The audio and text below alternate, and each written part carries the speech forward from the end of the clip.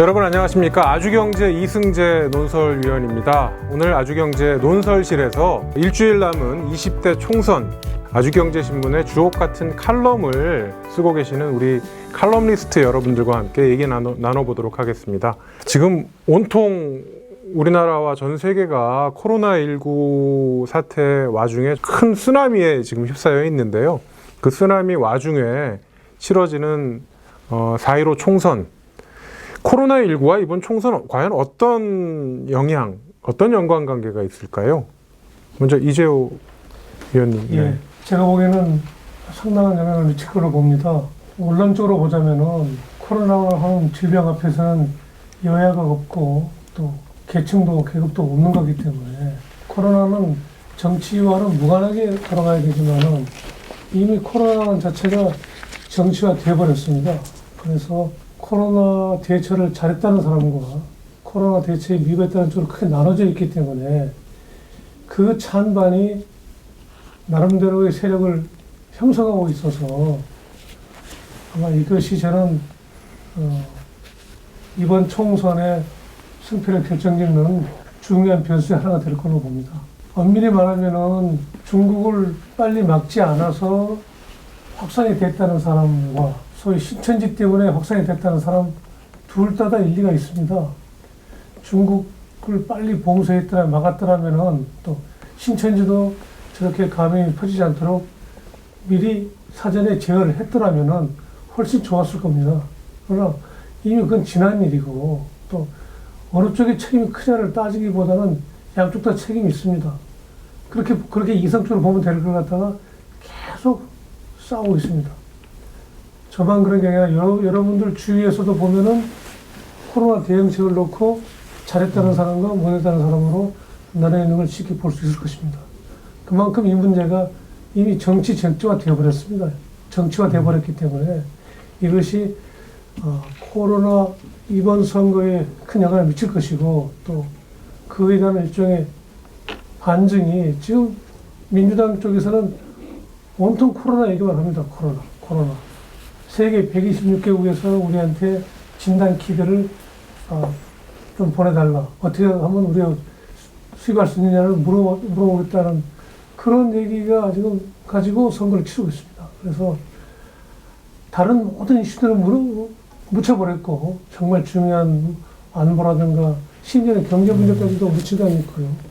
오로지 유세장에 가면은 코로나 얘기밖에 안 나옵니다. 그래서 저는 코로나가 이번 선거에 상당한 영향을 미칠 걸로 봅니다.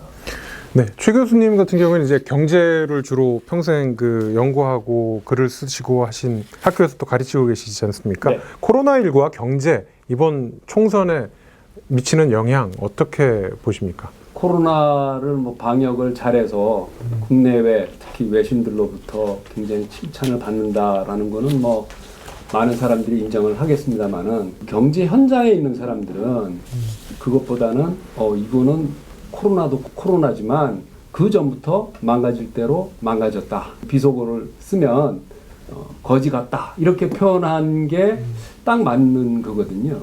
그러니까 그런 점에서 보면 코로나가 굉장히 안 좋은 상황에서 터졌잖아요. 그러니까 정부와 여당 쪽에서는 이제 울고 싶은데 뺨 맞은 격이지만 실제 경제 현장에서 있는 자영업자나 중소기업들 입장에서 보면 이게 가뭄 끝에 갑자기 태풍이 닥치거나 큰 불이 난 거예요.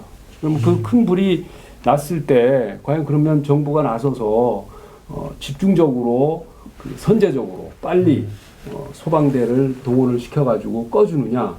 그것도 아니고 대출하는데도 밤새 줄을 서서 짝콜째로 한다 이러고 있으니까 이게 불만이 많은 그런 상황 안에서 선거를 치르지 않을까. 그래서 피해를 많이 입은 쪽에서는 좀 여당이 불리할 것이고 반대 쪽에서는 좀 야당이 유리할 것이다. 이렇게 보고 있습니다. 최 원장님은 어떻게 보십니까?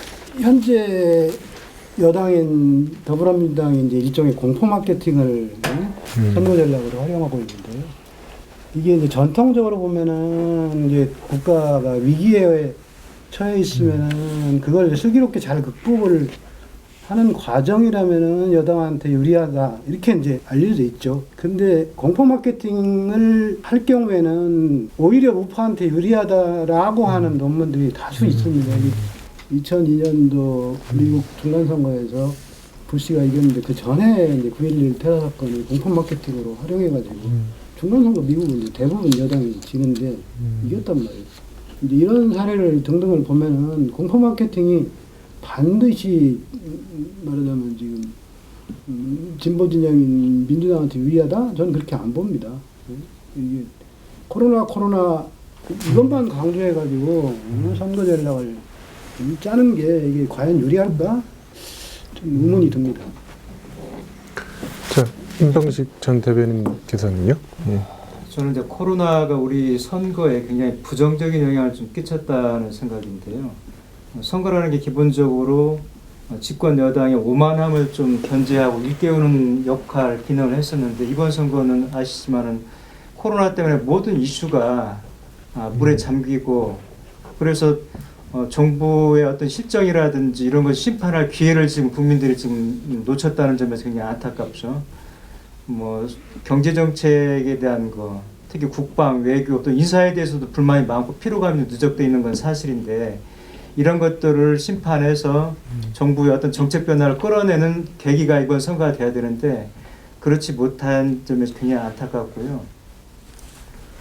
지금 정부 여당은 또 이제 이런 코로나를 선거 전략에 이용한다 싶은 생각이 좀 있는 게 뭐 지금 정책도 안 내놓고요. 뭐 여야가 할 거 없습니다만은 뭐 공약도 없고 인물도 뭐 특별하게 두드러지지가 않고 이렇게 되니까 선거가 좀 진영 대결 구도로 심화된다는 점에서 굉장히 이 선거가 끝나고 나서도 그런 후유증, 부작용이 좀 많지 않을까 싶고요. 유일한 선거 정책이라면 그거 딱 하나.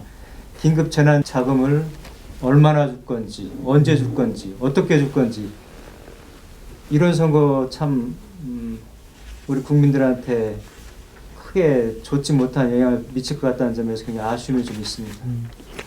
부 대변인께서 말씀하신 것처럼 코로나19와 총선의 어떤 연결고리 중에 가장 큰 국민들의 관심사가 긴급재난지원금 부분일 텐데요. 지금 거의 이제 국회에서 논의가 되면 정부가 최종적으로 이제 확정해서 그 규모를 정해서 발표를 할 텐데요. 어쨌든 많은 국민들이 그 지원금을 받을 걸로 예상이 되는 그런 상황이지 않습니까? 그 긴급재난지원금 지급과 또 이번 총선의 어떤 연결고리, 그 영향, 이건 어떻게 보십니까? 먼저 최 교수님. 50만 원씩 준다고 그래서 누굴 찍고 어느 네. 당을 찍고 네. 100만 원을 준다고 그래서 어느 당을 찍고 그렇게 우리나라 민도가 낮을 것 같지는 않습니다. 네. 제 생각에는. 네. 근데 이제 네. 준다고 하니 뭐 나도 대상이 됐으면 좀 한번 받아봤으면 좋겠다라는 정도지. 그래서 저는 여당이나 야당이나 정부나 국회나 한 10조 정도를 어떻게 효율적으로 잘 주느냐로 할 일이지 이거를 뭐 행정적인 비용을 따져서 50만 원씩 5,200만 명에게 주면 이게 25조 원이 되잖아요. 네, 네. 오히려 9조 원, 10조 원으로 맞고 나머지 10조, 15조 원은 미래 성장 동력, 그러니까 포스트 코로나 시대를 대비하는 그런 쪽으로 가는 것을 국민들이 원하지 않을까 저는 그렇게 보고 있습니다. 실제로 현금을 그 선거 앞두고 주겠다라고 발표한 적은 정말 초유의 어떤 상황이라고 보는데요. 우리 이 교수님께서는 어떻게 보십니까? 현금을 살포한다고 하는 것은 과거에 없었던 일이죠. 네. 거의 없었던 일이고 우리 최 박사님은 우리 국민의 민도라든가 그런 걸 미루어서 현금에 따라서 크게 이게 표심이 바뀌느냐고 그러지만은 그 분위기가 어려움을 겪고 있는 국민한테 뭔가를 하려고 애를 쓰고 있다는 그런 이미지, 그런 인식이 결국은 표심에 적어질 거라고 봅니다. 네. 그리고 특히 정권은 취임 이후 계속해서 포용정책, 함께 가자는 포용정책을 내세워왔기 때문에 그 일관성이 있어서 그 현금을 살포하고 긴급재난기금을 주는 문제를 가지고 특별히 이걸 무슨 정치로 이용한다는 생각을 안 하더라도 그걸 준다는 것만 하나만 가지고서도 당의 정체성이라든가 또는 선거의 유불리에 있어서 상당히 득점할 수 있는 요인이 되는 것은 분명한 것 같습니다. 2009년도 MB 정부 때 성장률이 그러니까 2008년도 금융위기를 거치면서 기저효과 때문에 성장률이 6.8% 정도로 꽤 높았어요.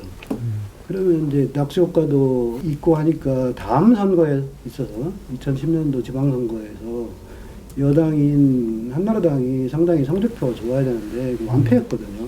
왜 그랬냐? 응? 근데 2010년도 지방선거 때 무상급식이 주된 이슈였어요. 그 다음에 또 무상급식이 주된 이슈였고 또 하나는 그 이른바 공공일자리. 그때부터 이제 이슈가 나왔거든요. 근데 그걸 똑같은 공약을 내걸어요.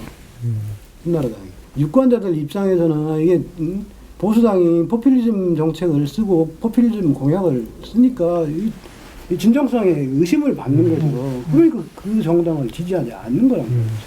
그러니까 긴급재난지원금의 문제에 있어서도 오히려 저는 거꾸로 봐요. 70%를 처음에 정부 여당이 결정한 것도 이건 문제가 있는 거고 그 보편적 복지를 주장하던 민주당이 그렇게 정책을 결정한 것도 문제가 있는 거고 반대로 포퓰리즘 정책이라고 비판을 하던 통합당이 전 국민한테 50만 원 주자라고 이게 선거 전략으로 역지하는 것도 문제가 있는 거예요. 그런 점에 있어서는 득표 요인으로 보면 쌤쌤이라고 저는 봐요. 별 큰 영향을 미치지 네. 않을 거다라고 네. 보시고 그리고 임 저도 부대변인께서는요. 크게 표시면은 영향 제한적으로 미칠 거라고 보는데요. 특히 이게 지금 포퓰리즘이라고 야당에서 이렇게 공격을 했었는데 저는 거기에 동의하지 않는 게 이게 어떤 선심성 뭐 일회성의 정책이 아니고 말 그대로 국가가 위기에 직면해서 지금 아시지만 자영업자들 소상공인들은 지금 기반이 붕괴가 될 정도로 아주 심각하거든요. 이런 위기 상황에서 주는 돈이기 때문에 이게 포퓰리즘하고 크게 관계가 없다. 그래서 이게 어떤 욕을 좀 받았다 그래가지고 내가 찍고자 했던 정당을 바꿀 정도로 저는 그런 성격이 아니라는 거고요. 다만 이왕 줄 거면은 좀 더 저는 앞당겨서 좀 주었어야 되는 거 아닌가. 이게 취약계층을 집중 지원하기 위한 목적인지 그게 아니고 전체적인 경기 부양의 목적인지 이걸 기준을 정했어야 되는데 정부가 이걸 명확하게 하지 않다 보니까 이런 70%만 준다든지 선거 이후에 준다든지 이런 게 나타났거든요. 그래서 경기 부양의 의도가 있었다면 직접적으로 선제적으로 빨리 했어야 된다. 독일 같은 경우도 보면은 정책 발표하고 일주일 만에 신청을 받아서 일주일 후에 지급을 했거든요. 그런 거에 비하면 우리는 지금 한 달에서 한 달 보름 있다 준다는 건데 이게 긴급이란 말하고 성과하고 좀 안 맞고 좀 그런 점에서 볼 때 좀 아쉬움이 있는데요. 다시 말씀드리면 표시면은 크게 제한적으로 영향을 미칠 것 같습니다. 네. 투표율에 대한 부분도 코로나19와 무관하게 생각할 수가 없는 상황인데요. 투표율에 대한 예측은 어떻게 하시죠? 먼저 최 원장님부터 말씀해 주시죠. 가장 기본적으로 투표율을 결정하는 요인은 이제 선거 구도거든요. 양자 구도일 경우에는 투표율이 좀 떨어지죠. 19대가 54.2%였고 3자 구도인 20대 때는 58%로 늘어났어요. 근데 지역구에서는 지금 양자 구도기 때문에 떨어질 걸로 예상되지만은 비례대표는 국민의당이라는 안철수당이라는 게 있기 때문에 조금 이제 늘어날 거예요. 그리고 처음으로 주되는 이 준연동 때문에 어쨌든 당을 하나 만들려면은 뭐 5,000명씩 있어야 되니까 이 사람들 때문이라도 뭐 다만 몇 명씩이라도 투표장에 나오니까 조금 늘어날 거예요. 또 하나의 요인은 60대 이상의 유권자가 늘어났다.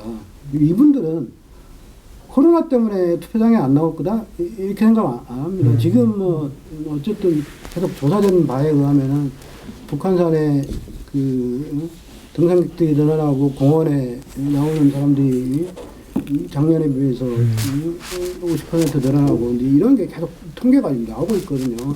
계속 그 사회적 거리두기를 못 하고 있는 거죠. 안 하고 있고 그렇다면 투표장에 안 갈 이유가 없어요. 그러면 저는 최소한 19대 54.2%보다는 투표율은 늘어날 거다 이렇게 봅니다.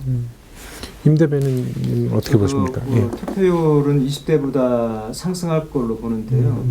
중앙선관위 투표 의향조사 결과치만 보더라도 72%가 반드시 투표하겠다고 응답을 했었거든요. 이게 지난 20대 때 이 같은 기간 때 조사한 거에 비하면 한 7%포인트 정도 늘어난 수치인데요.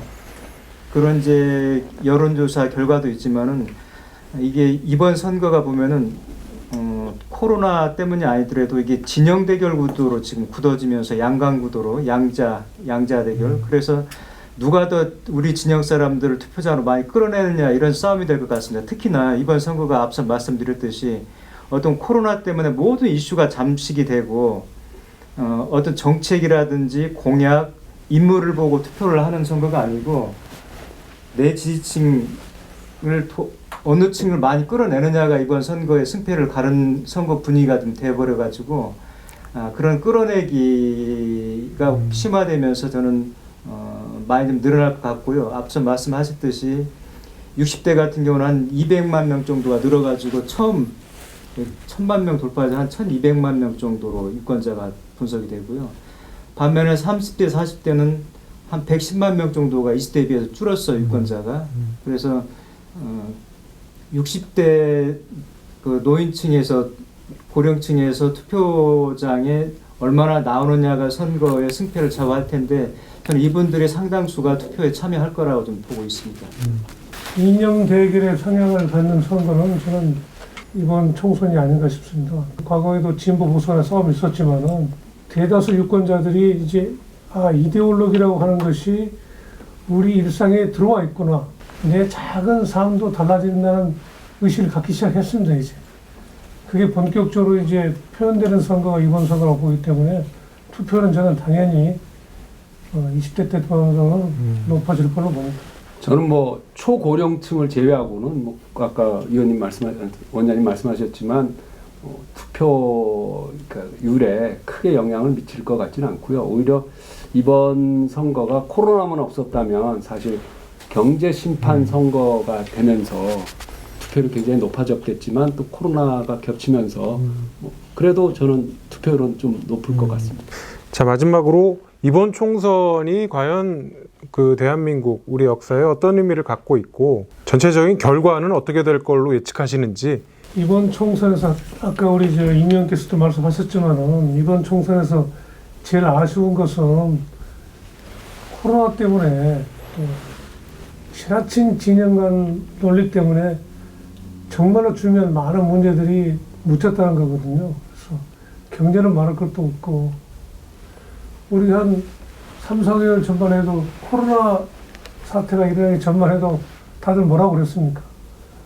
무슨 일이 있더라도 집권 여당이 김정은이 서울 방문하게 한 다음에 선거를 치를 거라는 얘기들을 우리가 많이 했습니다. 그게 사실과 관계없이요. 그 다음에 시진핑이 불러서 또 선거 치른다고 이런 얘기를 많이 했는데 어떻게 된 선거가 북핵이란 두 글자 하나도 안 나오는 선거, 김정은이라는 이름 석자도 안 나오는 선거가 되어버렸습니다. 이게 과연 그렇게 무시해도 좋을 만한 그런 총선인지는 의심스럽고요. 그래서 이번 선거는 뚜렷한 이념 대결도 아니에요, 사실은. 아까 누군가 말씀하셨지만은 민주당이나 미래통합당을 다 같이 몽뚱기를 보수로 보고 정의당을 진보, 그리고 소위 태극기 당이라고 할 수 있는 여타 보수 세력을 우파로 보는 지금 정통 보수로 보는 정도로 지금 이념을 나눠야 될 그런 상황인데 그런 모든 것들이 어떻게 보면 진보의 분화라고 하는 우리 사회에 있어서 굉장히 중요한 지금 진보의 분화가 일어나고 있는 셈인데 그런 것들이 전혀 지금 이슈가 안 되고 있어요. 그게 오로지 코로나. 그런 데면서는 정말 안타까운 마음이 들고요. 마음이 들고 양쪽이 싸우기는 아주 피가 나게 싸우는 그런 이상한 선거가 되어버렸다. 유권자 여러분들이 조금 더 구체적으로 개별 현안에 대해서 답을 줄 수 있는 그런 정당에 한 표를 던져주셨으면 한다는 말씀을 드리고 싶습니다. 예, 선거를 한번 치르고 나면은 4년이 흐르고요. 또 그 중간에 이제 대통령 선거 있고 또 지방 선거 있고 그런데 우리나라가 그래도 최근에 보면 이 국회 내에서도 견제와 균형, 또 국회가 정부를 이렇게 견제할 수 있도록 그런 모양새를 갖췄을 때는 비교적 그 정말 경제 정책이라든지 이런 것이 건전하게 이렇게 갔습니다. 그렇지 않은 경우에는 경제 정책 또 뭐 정치 제도, 세금 제도 이런 데서 이게 좀 상계를 벗어나는 그런 행동을 봤거든요. 그러니까 이번 선거에서 저는 아마 국민들이 견제와 균형을 이룰 수 있는 그런 절묘한 구도를 찾지 않을까. 이거 우리가 이제 3만 달러 시대잖아요. 그러면서 3만 달러 시대의 선진국 국민답게 절묘한 균형을 찾아가는 선거가 되리라고 믿습니다. 기대합니다. 네, 최 원장님은 어떻게 보십니까? 그러니까 코로나기가 뭐 우리만 찾아온 게 아니라 뭐 세계 각국이 찾아왔기 때문에 그 이제 위기를 돌파해야 될 텐데 그러려면 이제 어쨌든 지금 진영 선거 때뿐만 아니라 평상시에도 이제 정치권이 이제 진영 대결을 하고 있는데 손잡고 같이 이제 머리를 맞대고 해결을 해야 될 텐데 방금 말씀하신 내용 뭐 전적으로 동의하고요. 저는 뭐 평상시부터 대연정을 해야 된다, 대연합을 해야 된다라는 이제 일관된 철학을 갖고 있는데 그런 의미에서 보자면은 지난 선거법 개정 과정에서 4+1이 명백하게 잘못한 거거든요. 제1야당을 여기서 빼놓고 했기 때문에. 여론조사상으로는 뭐 민주당 대승인 것처럼 보이지만 180석이 나올 가능성은 거의 없는 거고요. 여야 간에 협력 안 할 수가 없어요. 그 21대 국회 처음부터 그다음에 문재인 대통령 임기 후반은 제1야당의 될지, 그러니까 제1야당의 협력을 받지 않고는 국정 마무리를 할 수가 없게 되거든요. 근데 저는 조심스럽게 그 미래통합당하고 미래한국당 그다음에 국민의당까지가 이제 그 보수 중도 보수인데 아무래도 국민들이 지난 3년간의 경제 먹고 사는 문제가 가장 중요한데 이 부분에 대해서 불만이 이번 총선을 통해서 이제 중간 평가를 하리라고 본다면은 뭐 한 몇 석이라도 더 얻을 거라고 보고 그러면 이제 그 민심의 결과를 받아들여야죠. 받아들이고 야당을 파트너로 해서 연정을 잘 해야 된다고 봅니다.